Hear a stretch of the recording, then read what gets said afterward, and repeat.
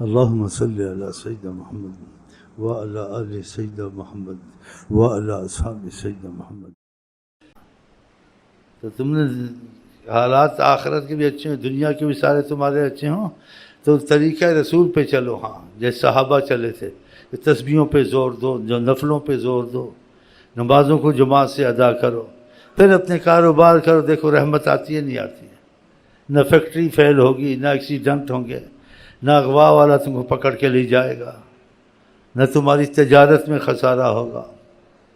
ہاں یہ سب مصیبتیں اسی وجہ سے، جب خدا سے دور سے اغوا والے بھی آ جاتے ہیں، ڈکیتے بھی آ جاتے ہیں، فلڈ بھی آ جاتا ہے، زلزلہ بھی آ جاتا ہے۔ ہاں کپاس بھی لاکھوں ایکڑ کی جل کے ختم ہو گئی، کر لیا،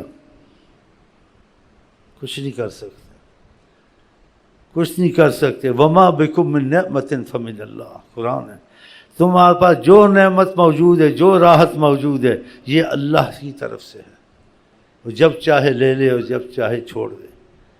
تو ان نعمتوں کو بچانا ہے تو بس خدا کو سجدے کرو، یہ نفل شروع کرو، نمازیں پکی شروع کرو۔ ہاں